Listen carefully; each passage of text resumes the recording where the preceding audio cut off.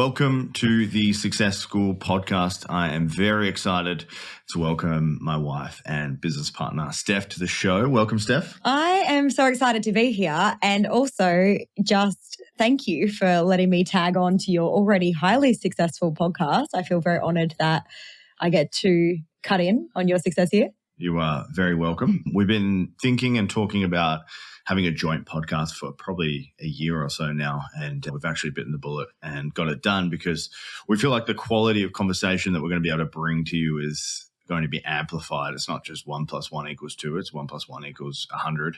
And we're going to be able to get a little bit deeper into the content and the topics that we want to teach. And also we're going to be able to, if we have any blind spots essentially in our teaching, either of us is going to be able to see them. It's a bit like how we coach in Success School as well. We have different perspectives. So yeah, we have a little bit of a different way of doing things on this particular podcast. We've got a few different sections, and I'll let Steph talk you guys through how this is going to work. We wanted to make this really fun and kind of share a little bit about, Tim and I are always upskilling and we're always looking for new things to learn, new ways to grow. And so we thought we'd always kick off our segments or our podcast segments with lesson of the week. And so each week, Tim and I are going to bring a lesson that we've learned from the previous week and we're going to share it with you. And so I'm going to kick off with my lesson of the week this week, if that's okay. Yep, can't wait to hear it.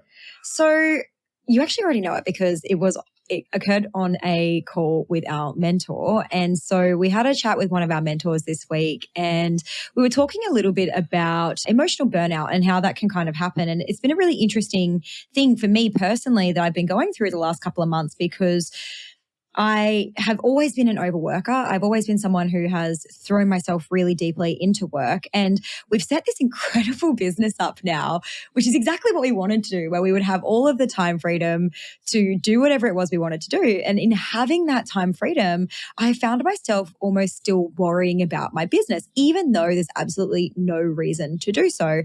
And we had a chat with our mentor this week. And this is the thing that I learned. It was such a cool analogy. And I've shared it with a couple of my friends already. And so I thought I would share it with you guys.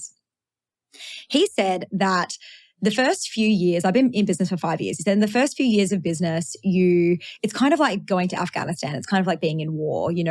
Every footstep behind you is someone coming to get you. Every time that you put something out on social media, every time that you get trolled, every time you try a new offer and it doesn't land, there's always something around that can take you down. And it can feel like your body's in this reactive state of fighting and fighting and fighting to get this business off the ground.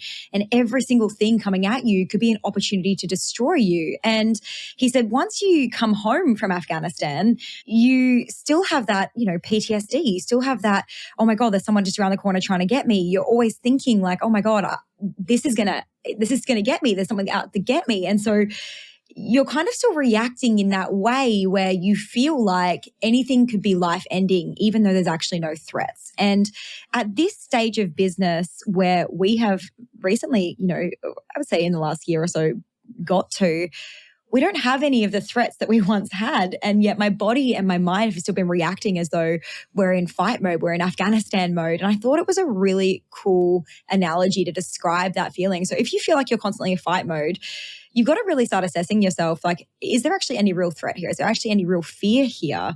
Because that really landed for me. And I was like, cool, I get to just remind myself every day that I'm actually really safe and that this is all good. How would that show up for someone? Say that they're hearing you, they understand the analogy, they feel like they're in Afghanistan or Israel or wherever it is at the moment. Like, what would that actually look like for them? Yeah, I think that we often think, and it was a great analogy, but also you're not at war. And also it's not life-threatening. And also it's not actually that big a deal. And I saw a meme a couple of weeks ago that said, God, why do you send me your greatest battles? And then God replied and he was like, it's just an email. It's not a big battle. You're going to be fine. And that's kind of the way that I liken it, is just we think that these are really big battles, but the fight is actually usually within us. It's the pressure we're putting on ourselves. It's the fears that we are creating. It's the overwhelm. It's the exhaustion. It is and that's all self-created. And there's actually, if you just took the pressure off yourself, if you just, whatever it may look like for you, if it's money, if you feel like you're constantly paycheck to paycheck, it's like, okay, what can I do to change my situation? Maybe I can go get a part-time job. Maybe I can, whatever you need to do to take that fight out of it, because that fight will last with you far past when the fight is over. Yeah, cool. It's a fascinating point. I'm sure everyone's going to resonate with that at different times in their business. But we wanted to kind of, well, especially Steph, wanted to place that awareness or consciousness on you guys. So when that does come up for you, or if it is right now, you can consciously be aware and then move forward. So I'll get into my lesson of the week. I was watching a training last week, and it was by a very successful coach. So successful, multi 7 figures into the 8 figures category. And I was watching her present, and I just saw her crush. Her energy was incredible. She looked incredible. She took a lot of time to be present in the camera. She was staring at the camera the whole time, and this was through Zoom. And I just thought, there's something different, and there's something about this woman. And the magic for me was in how she was showing up and the energy she was giving. In our program, Success School, we see people crush and we see people that don't crush as much. Not saying they won't crush, but I think a big commonality between the people that are crushing and not is the energy that they show up with, and the energy they present with, and the energy they put into their work. And without turning into some spiritual woo-woo like girl boss guy, the point I want to get across here is how you show up and the energy you put into things matters, because people can feel it. And if you're putting in shitty energy and you're putting out bad energy, people will feel that and they'll automatically withdraw themselves and they'll feel a little bit ick. So my lesson, and for me, this was how I show up on Zoom, the energy I put into a podcast, the energy I put into coaching, how I dress, my appearance, etc. On coaching calls now, I wear a suit or I wear a shirt, because it's professional. And just because I'm behind a camera in my house doesn't mean I should just be wearing whatever the heck I want. It's the energy that I want to give across that I'm taking this professionally. Yeah. And I watched the same training with Tim and of this incredible woman. And I think energy really comes down to like, when it comes down to dressing, when you think about dressing, it's like, it seems so minor, like put on a suit or put on a nice shirt. You know, you'll always see me with my hair done or my makeup done. And it's not because we think that we need to look a certain way to be successful. It's because we feel better. You immediately transition. You immediately feel better when you've put in effort. You immediately feel better when you dress for success. And so that's part of that energy building. And I think the thing that really resonated with me about this particular woman was the energy came from her conviction. The energy came from her conviction. She was so sure of herself. She was on these calls and she was like, I'm sharing this wisdom and this is profound and you are so lucky to be witnessing it and it is unbelievable and this is going to blow your mind. And if you ask yourself honestly, is that the energy that you're showing up with to your sales calls? Is that the energy that you're showing up with your clients? Or are you like, oh, you know, we could do this maybe if you want to. It could be nice if we maybe do this. It's like that conviction, that assuredness in what you teach, in what you share, in what you've got, in your offer, in your service. That's the energy we're talking about. And yeah, and the dressing and the looking after yourself and the showing up and the putting yourself in the right headspace is all part of it. But most of it comes down to your conviction.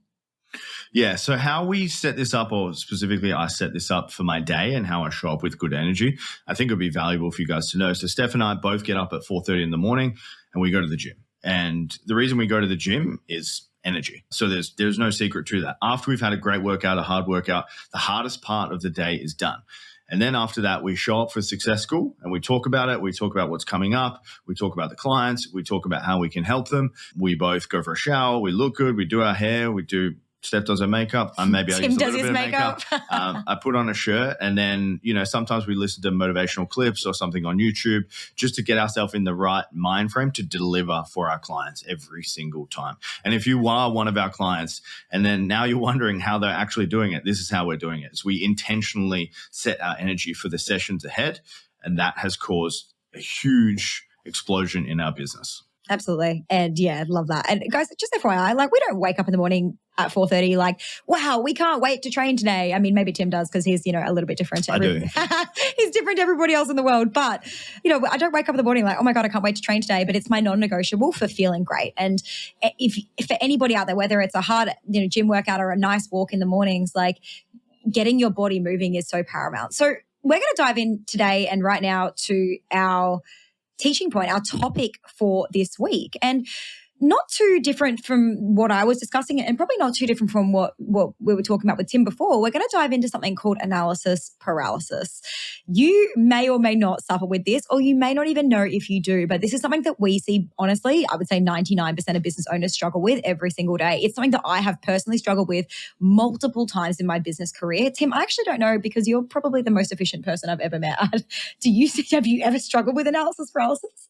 No, definitely not. We have He's not like us, guys. Yeah, we have a module called Paralysis in Success School, and essentially, you guys have heard it on the podcast. You just write out 15 things to do, and usually I get them done on Monday for the week ahead.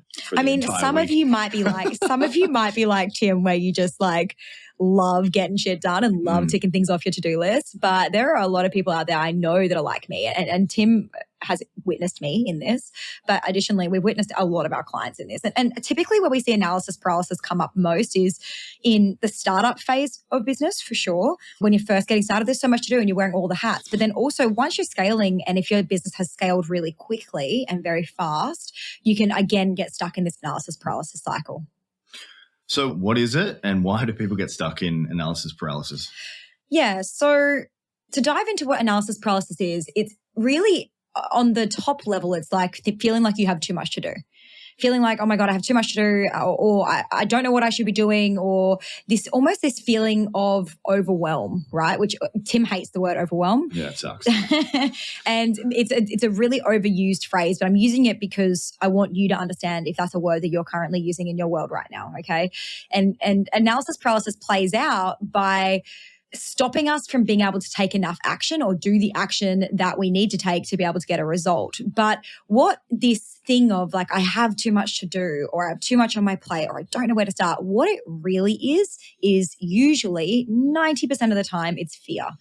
And that fear is usually driven either I have a fear to actually do the tasks. So I'm actually terrified of doing the task, like going live on your stories or whatever. But more often than not, it's usually driven by internal pressures that we are putting on ourselves to be somewhere that we're not yet, and a deep down fear that we may never actually get there. So when you're looking at your to-do list, you're like, oh my God, I've got all this stuff to do. Oh my God, I'm never going to get this done. Oh my God, I'm never going to be successful. Oh my God, I may as well just give up. I don't even know what to do. Is anyone even going to buy this? And we start to have this crazy loop in our heads that stops us from being able to do anything because we're so emotional that we are no longer using any logic, right? Because when we tap into that overwhelmed state, we're actually removing ourselves from our logical brain. Our logical brain switches off when we're emotional. And so, you have this heightened emotions. You can't take any action. All you want to do is cry, curl up in a ball, run away. Okay. So Tim's going to dive in. Tim, like how have you seen this show up for business owners, or how has this shown up in what you've even witnessed of me? So how it shows up in Success School, when someone jumps on a call and they say, I have so much to do, I just don't know where to start. That is a big sign of analysis paralysis for me. And then the other one, personally, when I've seen it happen with you, is you have a huge to-do list. And by the way, to-do lists never get smaller. They always just keep growing. Mm-hmm. That's business. I've had people say that to us and they've messaged us and be like, I always have stuff to do. It's like, welcome. To business. I've been doing this for 15 years and literally every day I have a to-do list. Even though I am efficient at punching it out, they just never end. And I guess that's just life. I expect it never to not end. And I actually kind of look forward to that.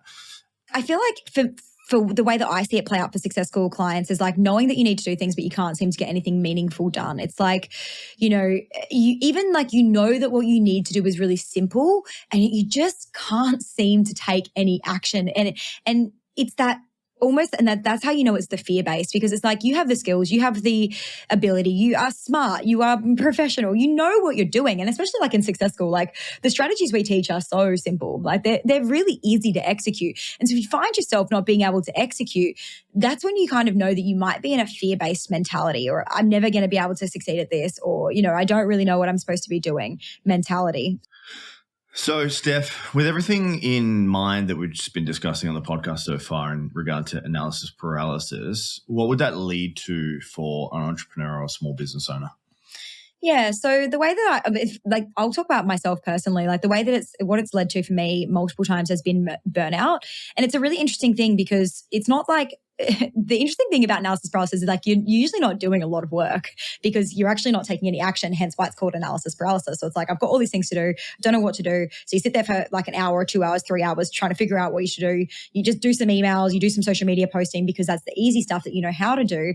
And then over a period of time, that lack of taking action, that incredible amount of overthinking, that constant state of fight or flight in your body, that adrenaline rush, that cortisol rush in your body eventually is going to lead to burnout. And it doesn't make sense because it's not like you're doing a lot of work, but it's because you're burning out emotionally. And is usually spurred by thoughts of like, I feel like a failure. Like I've got all this stuff I know I need to do. I'm just not doing any of it. I feel like a failure. I'm not getting enough done. And when you don't get enough done, guys, when you're not taking enough action, you're not going to get the results, obviously. So, if you're not getting the results, that's going to further buy into that story of I feel like a failure. I feel like giving up. I feel like it's just not worth it. I feel like it's all just too hard, which again, then spurs more emotional burnout. So this is the kind of cycle that we see our clients get into. How would you, and you've helped me out with this so much, Tim, how would you teach someone to combat this feeling? I think a big portion of the analysis paralysis is they don't have the clear outcome of what they want. Everyone is in business for a reason, and you need to understand your reason for being in business. Let's be honest. Most of the time, it's to make money and make profit, and you want a better life. You want more freedom. You want time to yourself. You want time with your family, etc. So you just have to be really clear on that. After that, a lot of the time people just have all this information and ideas just pent up in their head and they actually never get it out. And I've seen this firsthand with Steph. She's like, I got a million things to do. And I'm like, what? And she's like, a million things. And I'm like, what? Like, give me some examples of what the fuck is going on. And then here. I tell him and he's like, it's like 5 things. Yeah. It's like, it just gets so pent up in the head. And then I asked Steph to write it down and she's like, cool, I feel better. I'm like, sweet, that was fucking easy. That was the easiest coaching of all time. Then you need to look at the list and say 80-20, Pareto principle, what 20% of the things on this list are going to drive me towards and get 80% of the results. So we highlight that and then you can rewrite the list from top to bottom on most and highest priority to least. In terms of prioritization, small business owners, entrepreneurs, especially below the 7-figure mark, the most important thing you should be doing is making sales and marketing, okay? They are the most important things you need to be doing. Not replying to some shitty client email, getting all pent up emotional about it, chasing billing or like all these other things that aren't going to move the needle. They do move the needle, don't get me wrong, but they aren't sales and marketing. Sales and marketing is the thing that everyone puts off that you need to be doing. And I think they put it off, right? Because like no one got into business to do sales and marketing. I mean, maybe some of you do sales and marketing for your business, but like you don't want to have to do it for yourself. You got into business, whether you're an accountant, whether you're a bookkeeper, whether you're a fitness person, because you wanted to help with the thing you're most passionate about. Unfortunately for you and for everybody in the world, the number one thing that's going to help you to actually do the thing that you want to do is the sales and marketing. So it's like, I know it's not what you want to do to get to 7 figures, but that is honestly that's literally all it is. Yeah, for sure. And then lastly, just stop putting so much pressure on yourself. There is this pressure that usually comes from within. 95% of the time, the main person that's putting pressure on you is you. And then once you kind of release from that, life gets a lot easier. But you don't want to release too much and just be one of those people that just goes with the flow and nothing matters and there is no consequences and you have no drive to get anything done. There has to be a healthy level of pressure, not an unhealthy level of pressure. That's where people just crack, break down, self-sabotage, and like basically blow up their businesses. So the 3 strategies here, guys, is get off social media and stop comparing yourself. I didn't tell Steph this, but this morning I went and got a coffee and I saw a girl that we know. And the first thing she said to me is she goes, oh my God, you and Steph are killing it compared to me. And I died in my seat when I heard her say that. And I said to her, stop comparing yourself to us. And she said, I'm not. And I said, you just did. So stop that, because literally comparing yourself to other people is stupid because you have no idea what they have done to get to where they are. And usually it's a fucking battle and a big battle. And comparison is the thief of joy. So get off social media, stop comparing yourself. Everyone is running their own race in business and you need to understand that. The second thing is set realistic timelines. So for my first year in business as a PT, when I was 18, I got 0 clients. No one wanted to train with me. So I was a club trainer. I got paid, club trainer basically means terrible trainer. And I got paid $17.50 an hour to clean gym equipment for a full year. Were you walking around just in this? Were you walking around trying to get clients? Yes, I was walking around trying to get clients. Couldn't get a single client. Oh, yeah. That breaks my heart. It was tragic. So all the real personal trainers had black T-shirts. I had a blue one that said club trainer because I was literally like a pleb. No one wanted to train with me. So it took me my first full year in business. I earned $17.50 an hour. Were you paying rent? Yeah, and paying rent. Crazy. Yeah, so I had to work it off to get my first couple of clients. Then I got my first few clients and it was a shit show. Like I was the worst personal trainer you could ever imagine. Obviously, I had no experience, but I wasn't very realistic about it. And actually on my website at the time, I had 0 clients. This is how much belief I had. I had best personal trainer was my headline on my website with 0 clients and I had literally no proof. So and this is why, guys, Tim doesn't struggle with analysis paralysis because he just really has so much conviction and belief in what he does that he put best personal trainer on his website with 0 clients. I love that for him. Still believe it. And last one, guys, is you need to know that you're in this for the long haul. So business is a long game. It is like a compounding thing that gets better and better and better and better and better over time. And the longer you're in one industry, the better it gets because you get more well-known, you get referrals, etc. I see this all the time in business. People change niches all the time and they change way too soon. I'm not saying you should stay in your thing forever if it's not working out for you, but people jump the gun and they pull out and they change their thing so quickly before they can even give themselves a chance to be successful in that because you're basically starting again every single time you change niche. You got to reestablish your relationships. You got to reestablish your networks. You got to reestablish your credibility in the new niche every time. So by all means here, guys, change shit up if you have to, but don't change it for the sake of it because you think there's something wrong with your niche. Most of the time, it's not the niche, it's you. Boom. Boom. Mic drop. I was nice like about to drop guys. See you later, Tim. Thanks so much for that. Imagine being married to him, guys. Yeah, epic. But it is epic. I'm very lucky. So those 3 tips were all about like how to stop putting pressure on yourself. I really want to just circle back on a couple of those really quickly. So I think the last 2 points were really the same. So it was like set realistic timelines and know that you're in this for the long haul. I think the biggest mistake we see clients make or people make when it comes to business is they're disappointed that they don't have results in the first month, 2 months, 3 months, 6 months. They're upset that they haven't been able to make their full-time wage in their first year. And for a lot of those people, it's a 6-figure wage that they're trying to catch, and it's really about staying the course. And it's really about being so freaking passionate about what you do that you're willing, like Tim, not saying you have to work for a year and especially not if you work with us, but you have to be willing to little plug there. Yeah. Successschool.io. That's our website application form. Let us know. We've got a few spots for next week. But if you don't put so much pressure on yourself, if you just stay the course, if you just stay passionate about what you do, and when Tim talks about outlasting it, could you imagine? I was thinking about this literally in the shower this morning, Steph's shower thoughts. Maybe that's what we should call lesson of the week. Can I come? I was thinking about this in the shower this morning and I was thinking about Taylor Swift and I was like, I wonder if she would have been as famous if she just had a one-hit wonder, right? If she just had one awesome song, made a couple of $1 million and then just stopped.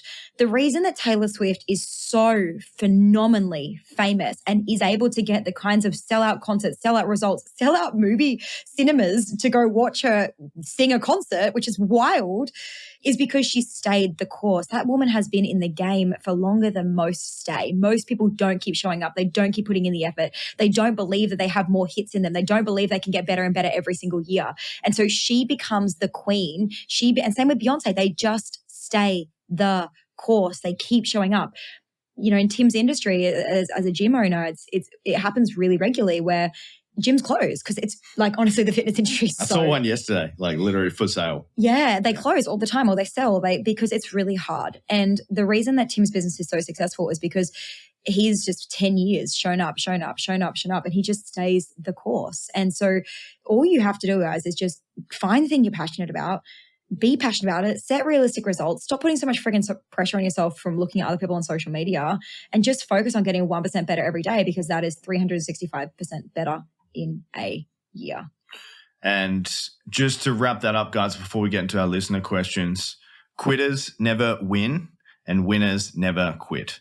And I want you to stain that into your brain and never forget that. Guys, if you are going to share this podcast today, you should share that quote when you tag us. Yeah. What was it? Winners never quit and quitters never win. That's right.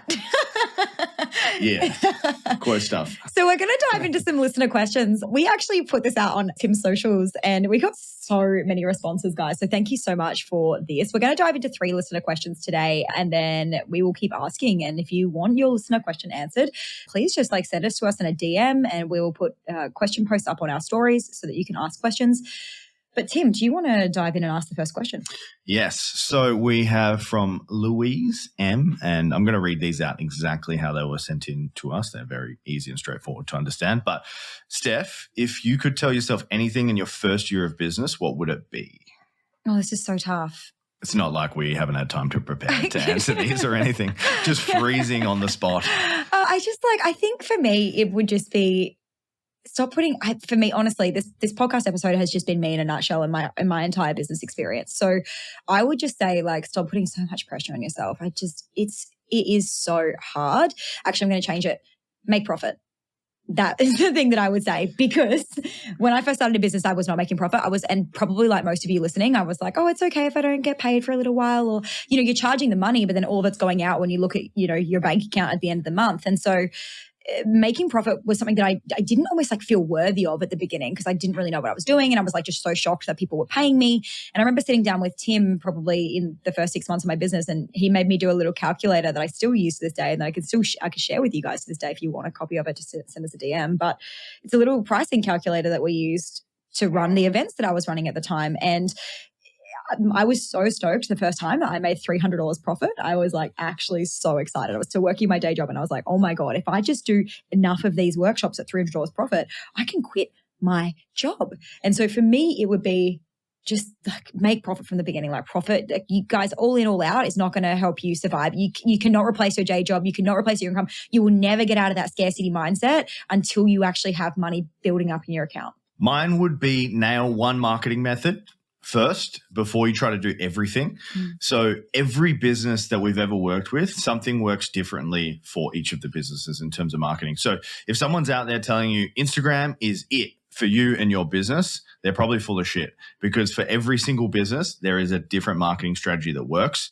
So you need to find the one that works for you, and then you actually need to get good at it, okay? So the reason you're not getting leads into your business is you haven't nailed marketing, or you haven't nailed your messaging, okay? So there is 2 keys there, or maybe you don't have trust. But there's a few other things that are involved in it. But you need to nail marketing because you need to be bringing leads into your business, okay? Once you've actually got the business set up and you're doing service and you're building products and stuff, and people are stoked, yeah, awesome. But after that, you have to be nailing marketing. A lot of your energy needs to be going to marketing. The world is so noisy and so busy right now, especially on social media, that you have to be better and you have to know what you're doing from a marketing point of view. Obviously, we help you with that in Success School. So successschool.io. All right. Question 2, I'll start with you, Steph. How do you step out of your masculine and tap into your feminine outside of business hours? That's from Sammy K. This has actually been a real journey for me. So prior to being in business, I was hyper feminine. I was always in my feminine 90% of the time. And going into business, probably it wasn't the first year, but I would say around year 2 and 3, I got hyper masculine. I had a couple of male business coaches, which probably didn't support that necessarily, in terms of there was a lot of bro scaling and that sort of thing that was going on. But also just because you work so goddamn much. And in order to grow a business, there does need to be a healthy level of masculine to grow it, because that masculine energy of structure, that masculine energy of process, of logic, of, you do need both in business, guys, just by the way, because passion and heart and flow and creativity mostly come from the feminine, right? So you do need both in business. But I got hyper masculine, do, structure, make it happen, scale to the moon, really, really big. And over the last few years, coming out of my office in the day, I would kind of come out to Tim sometimes and I would talk to him like I was coaching him, or I would be— It sucks, by the way. be kind of aggressive by nature, just because I'd come out of that do mentality all day. And it goes, it's really unhealthy for your relationship, really unhealthy. The last thing Tim wants from the woman that he fell in love with, who was just hyper feminine and, and really nurturing and loving and caring, is for her to come out and start shouting orders at him. And so for me, a couple of things. One, that I've actually really noticed that has helped lately has been turning my phone off. So after 4 p.m., turning my phone off, knowing that my workday is done, there's nothing else I'm going to be doing today. I'm actually just going to be 110% present in my life this afternoon. Turning my phone off has been a game changer, because every time I go to think, the thing that drives it when you finish work is that you come out to the kitchen or whoever you're talking to, and you are still thinking about work. You're still like, oh my God, I should do that. Or, oh, like Tim said, the to-do list never ends. And so you're always like, oh my God, I need to do this. I need to do that. And that is what's driving that masculine approach. So turning my phone off and not having access to it has been amazing. Having a shower, putting on my satin nightie, dressing gown, like putting on all my moisturizers, like all those things, it just helps me step into that like feminine version of myself, so that I can actually come back and be Tim's wife and not his co-partner, business partner, you know. It's been really helpful for me. Just to top this one off, obviously I'm always in my masculine, and stepping into my feminine is quite hard. So I'm just going to speak to this. So we went for dinner a couple of months ago with our friends, and this is guy-girl combo, and he said that he finds her very unattractive when she's in her hyper masculine. And she actually was talking about these types of strategies to get out of her masculine at the end of a workday. So yeah, just to reiterate, that was shower, and then that was switching off the phone, and then that was reading books or something like that, doing some breath work, etc. So Sammy, thanks for asking the question. I just wanted to let you know with that story that you're not alone here. This is a very common thing in business. Last question, Tim, last listener question. How do you keep the faith when things aren't going well and you feel burnout? So this is from Becca B, by the way. Thanks for submitting this one, Becca. How do you keep faith when things aren't going well and you feel burnt out? Fascinating, because I think this happens to everyone.